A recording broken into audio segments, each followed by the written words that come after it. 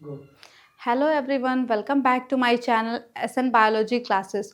हमने पहले वीडियो में class 12th biology chapter number 1 के बारे में डिस्कस किया था। इंट्रोडक्शन देखा था, उसमें फ्लावर देखा था, फ्लावर क्या होते हैं और प्री फर्टिलाइजेशन इवेंट्स में क्या क्या होता है वो सब हमने देखा था। तो आज के हम इस वीडियो में पढ़ने वाले हैं माइक्रोस्पोरेंजियम। सो स्टार्ट करते हैं आज की क्लास। माइक्रोस्पोरेंजियम, ठीक है। माइक्रोस्पोरेंजियम क्या होता है? In a transverse section, a typical microsporangium appears near circular in outlining। ठीक है, एनसीईआरटी क्या कहती है? जब हमने एंथर को कट किया था ट्रांसवर्स सेक्शन में, फॉर एग्जांपल हमने ये एंथर बनाया था जो कि बाइलोब था, इसको ऐसे कट किया था, ये आपका ट्रांसवर्स सेक्शन था।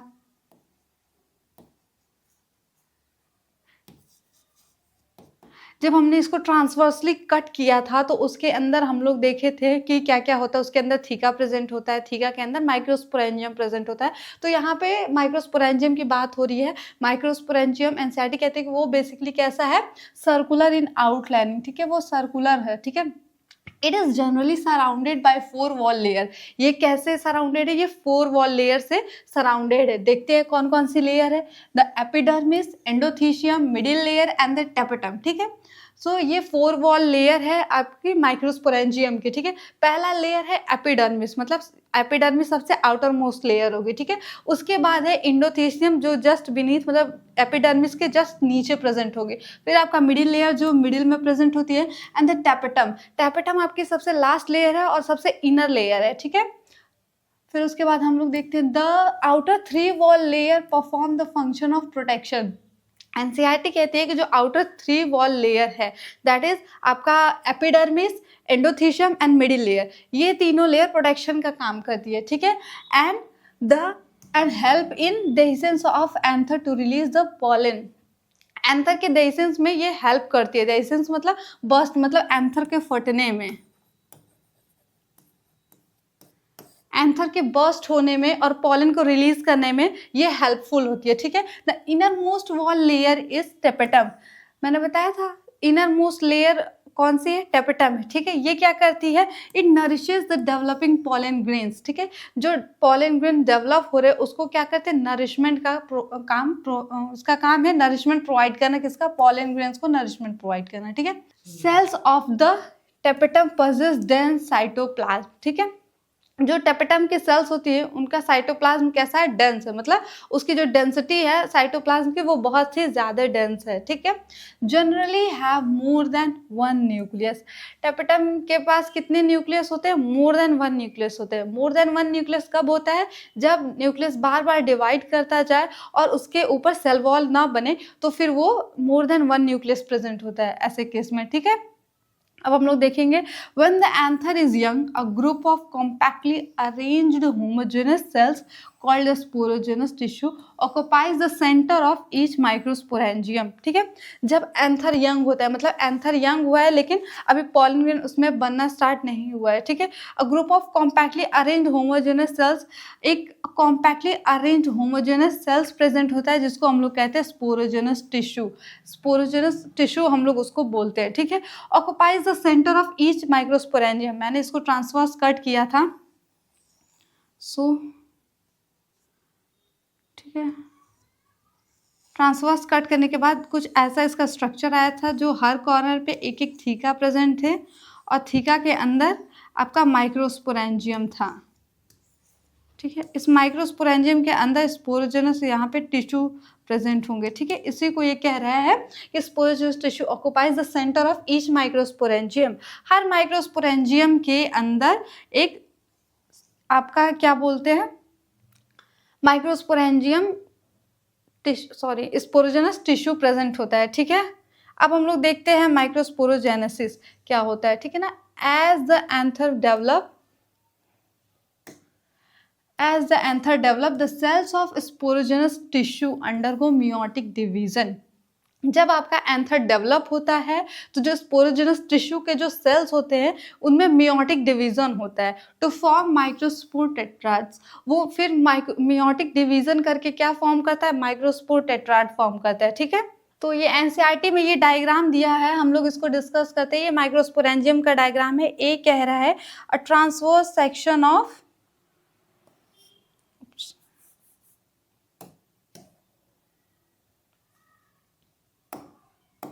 ठीक है, transverse section of young anther. ये आपका transverse section of young anther का डायग्राम है।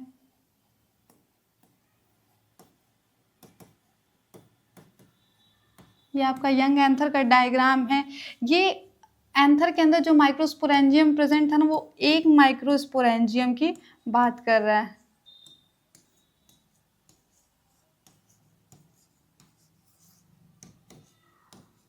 ठीक है, और ये आपका ये सी वाला जो डायग्राम है, ये एक मैच्योर देहिस्ड एंथर का ये आपका डायग्राम है। ठीक है, अब हम लोग देखते हैं इस डायग्राम के बारे में। मैंने बताया था कि आपका माइक्रोस्पोरेंजियम होता है वो 4 वॉल लेयर से बनी हुई है। उसको पहला है आपका एपिडर्मिस जो आउटर लेयर है, उसके बाद एंडोथीशियम है जो जस्ट एपिडर्मिस के नीचे प्रेजेंट होती है, फिर उसके बाद आपकी मिडिल लेयर है जो मिडिल में प्रेजेंट होती है, फिर आपका टेपिटम है जो सबसे इनर लेयर होती है। ठीक है, अब जो आउटर 3 लेयर्स थी उनका काम क्या था? उनका काम था प्रोटेक्शन का। ठीक है, वो प्रोटेक्शन का काम करती थी। फिर उसके बाद जो टेपिटम इनर लेयर थी, इसका काम था ये नरिशमेंट का काम करती थी, नरिशमेंट प्रोवाइड करती थी।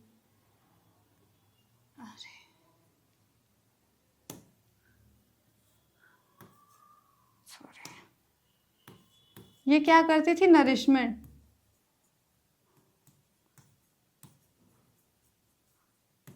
ठीक है, सो ये 4 वॉल लेयर थी और ये आपका कनेक्टिव है। ठीक है, ये आपका कनेक्टिव है। जब ये आपका फॉर एग्जांपल ये आपका जब एंथर था और ये आपका लॉन्ग वाला slender like stock like structure था जिसको हम लोग फिलामेंट बोलते थे। अब हम लोग इसको ऐसे ट्रांसवर्सली कट करके देखे थे। तो जब ट्रांसवर्सली कट करेंगे तो ये कुछ ऐसे दिखेगा। ठीक है, तो ये आपका जो स्ट्रक्चर है फिलामेंट वाला ना, वो ऐसे ऊपर से देखने पे ऐसे दिखेगा। तो उस वाले पोर्शन को, इस वाले पोर्शन को, फॉर एग्जाम्पल ये आपको विजिबल होगा, इस वाले पोर्शन को हम लोग कनेक्टिव बोल रहे हैं। ठीक है, अब हम लोग आगे देखते हैं। ये आपका डायग्राम है माइक्रोस्पोरेंजियम का। मैंने बताया था ये आपका एक एंथर को ट्रांसवर्स कट करने के बाद ये जो स्ट्रक्चर था, ये उसके अंदर थीका प्रेजेंट था, 4 थीका थे और थीका के अंदर ये आपका माइक्रोस्पोरेंजियम प्रेजेंट था। ठीक है, तो ये एक बेसिकली यहाँ पे सिर्फ एक माइक्रोस्पोरेंजियम को शो किया गया है इस डायग्राम में। उसके तीनों लेयर्स की, सारे लेयर्स की बात की गई हैं। फिर उसके बाद ये आपका पॉलन मदर सेल्स है, माइक्रोस्पोर मदर सेल्स है, इसको शॉर्ट में एमएमसी भी बोलते हैं। ठीक है, अब हम लोग आगे बढ़ते हैं।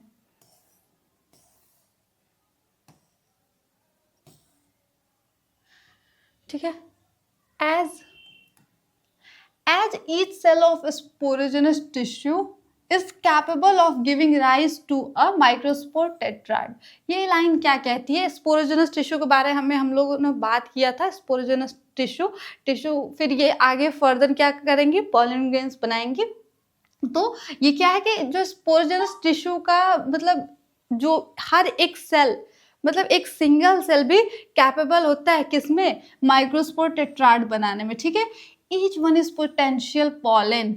हर और फिर वो फर्दर हर एक सेल कन्वर्ट होकर टिश्यू बनाएगा। फिर टिश्यू से आपका जो फर्दर चीज़ें बनती हैं उसको देखते हैं। फिर each one is potential pollen, मतलब वो हर वन के पास एक, मतलब हर एक सेल पॉलन ग्रेन बनाने के लिए कैपेबल होगी। और माइक्रोस्पोर मदर सेल्स को हम लोगों ने शॉर्ट में बोला था MMC.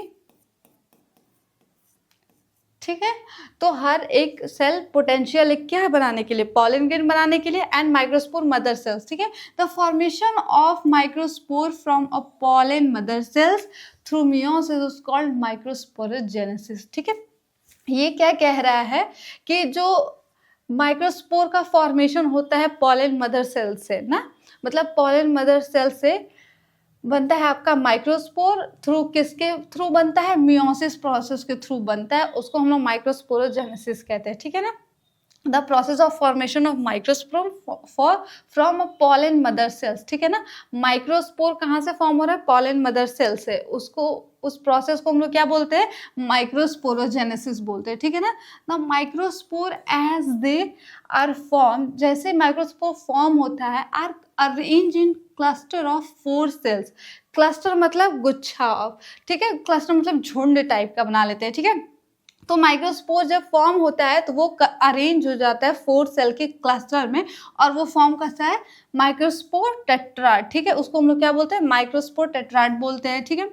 As the anther mature and dehydrate, जब एंथर आपका मैच्योर हो जाता है और डिहाइड्रेट होता है, तब the microspores dissociate from each other. Microspore क्या होते हैं, डिसोसिएट मीन्स मतलब सेपरेशन होता है, ठीक है।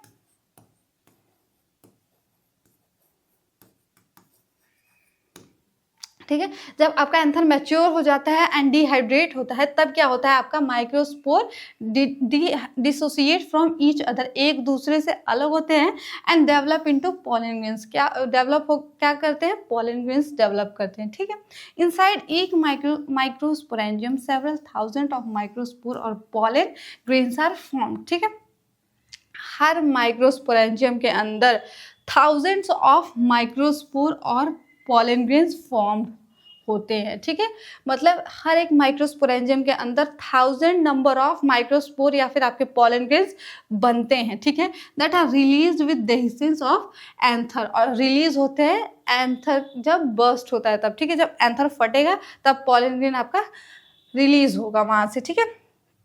देखते हैं पॉलन ग्रेन के बारे में, ठीक है। ठीक है, पॉलन ग्रेन देखते हैं, ठीक है। The pollen grain represent the male gametophyte. Pollen grain क्या रिप्रेजेंट कर रहा है, मेल गैमेटोफाइट, ठीक है।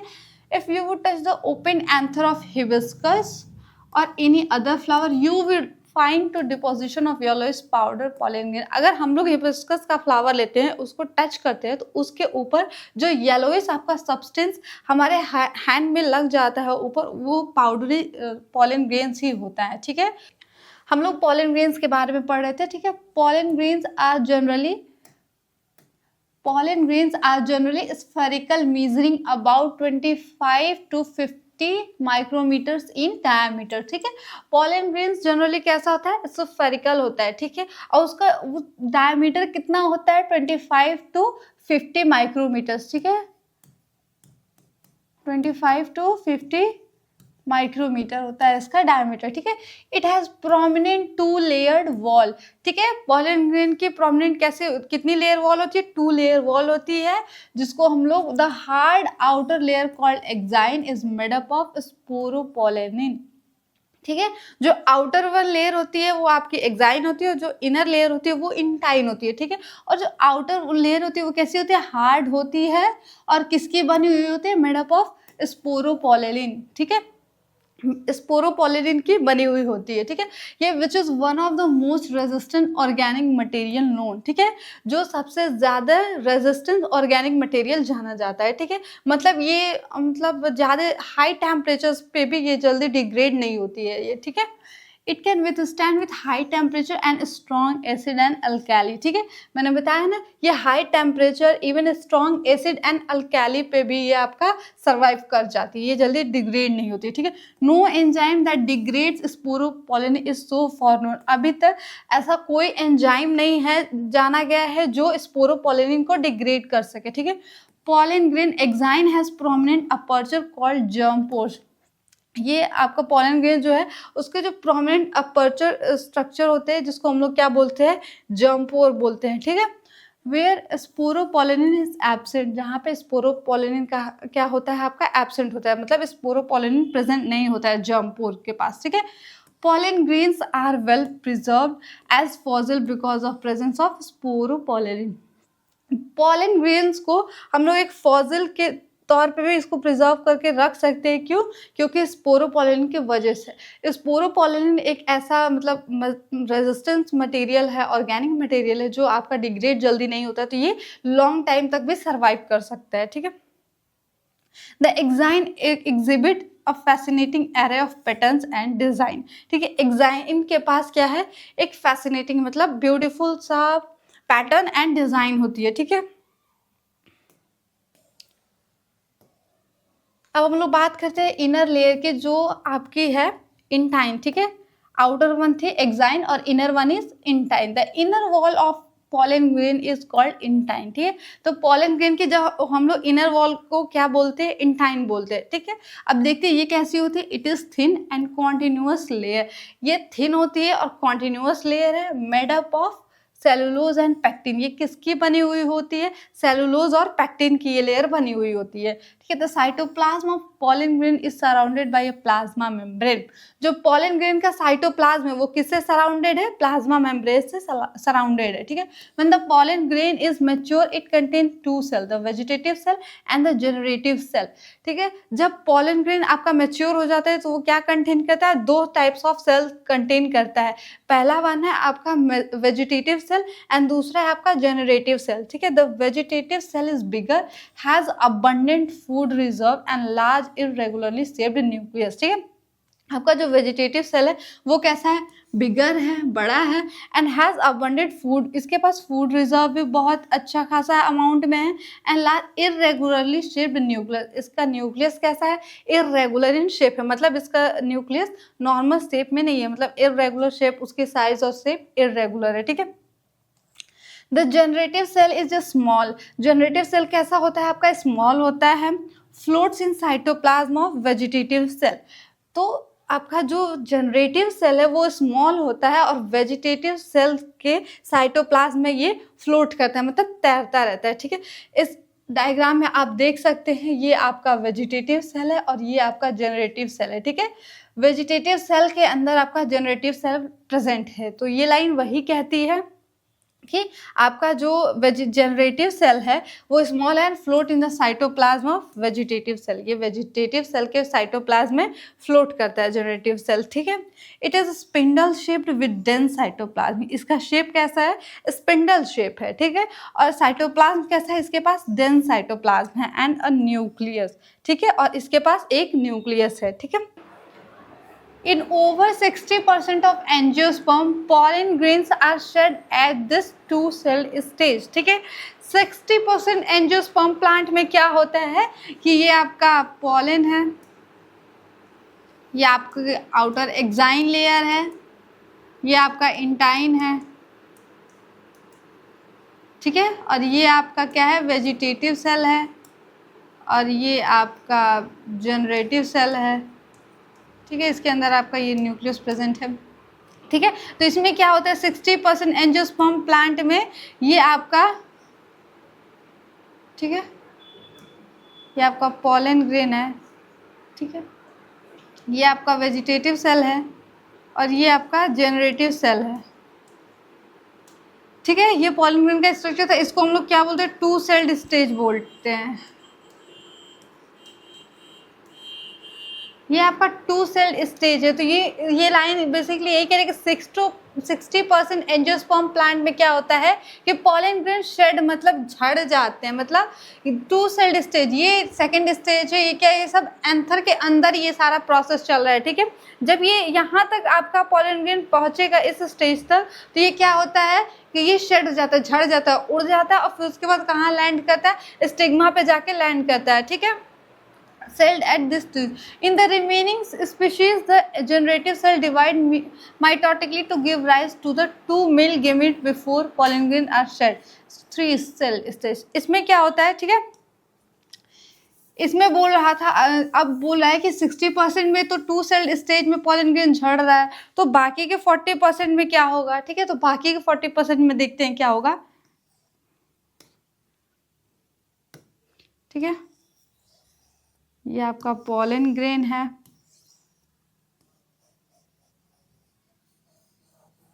ये आपके आउटर एक्साइन लेयर है और ये सब में आपके आउटर एक्साइन है, ये इनर है, ये एक्साइन है, ठीक है।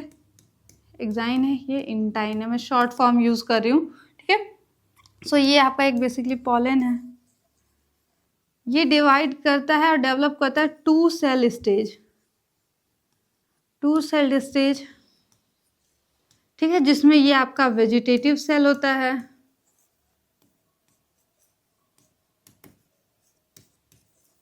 ठीक है। और ये आपका, ठीक है, ये आपका जनरेटिव सेल होता है जो वेजिटेटिव सेल के अंदर होता है, ठीक है। फिर ये फर्दर डेवलप होकर इसको क्या बोलते हैं, ये 3 सेल स्टेज बनाता है, जिसमें यहाँ पे आपके 2 मेल गैमीट बन जाते हैं जनरेटिव से। ये आपका वेजिटेटिव सेल है, ठीक है। और यहाँ पे ये 2 मेल गैमीट आ जाते हैं, ये इसको बोलते हैं 3 सेल स्टेज, ठीक है। तो 40% में क्या होता है कि पॉलन ग्रेन्स डिवाइड हो रहे mitotically to give rise to 2 male gametes, ठीक है। माइटोटिकली डिवाइड करके 2 ये मेल गैमेट्स बनाते हैं आपका pollen grain. Before are shed मतलब झड़ने से पहले वो 2 मेल गैमेट बनाते हैं, उसको 3 सेल स्टेज कहते हैं, ठीक है। तो 40% में 3 सेल स्टेज पे पॉलन आपका शेड हो रहा है, बाकी के 60% में क्या हो रहा है कि वो सेकेंड 2 सेल स्टेज पे ही शेड हो जा रहा है, मतलब झड़ जा रहा है, ठीक है। ये लाइन क्या कह रही है, pollen grains of many species cause severe allergy and bronchial, ठीक है। Pollen grains of many species cause severe allergies and bronchial afflictions in some people, often leading to chronic respiratory disorders like asthma, bronchitis, etc. It may be mentioned that Paranthenium or carrot grass that came into India has a contaminant which imported wheat has become ubiquitous in occurrence and causes pollen allergy, ठीक है। ये line क्या कहती है, ये line ये कह रही है कि कुछ केसेस में कुछ लोगों में पॉलन ग्रेन्स क्या करता है, बहुत सारी एलर्जीज कॉज करता है, ठीक है। और ब्रोंकियल एफ्लिक्शन इन कुछ पीपल में ये एलर्जीज कॉज करता है, जिसकी वजह से क्या होता है, रिस्पिरेटरी प्रॉब्लम आपको देखने को मिलती है। फॉर एग्जांपल अस्थमा और ब्रोंकाइटिस जैसे रिस्पिरेटरी डिजीज देखने को मिलती है, ठीक है। और कुछ ये जैसे आपका ये पार्थेनियम और कैरेट ग्रास ये इंडिया में कैसे आया, ठीक है, इंपोर्टेड वीट के थ्रू आया, ठीक है। और ये क्या करता है, पॉलन एलर्जीज को कॉज करता है, ठीक है।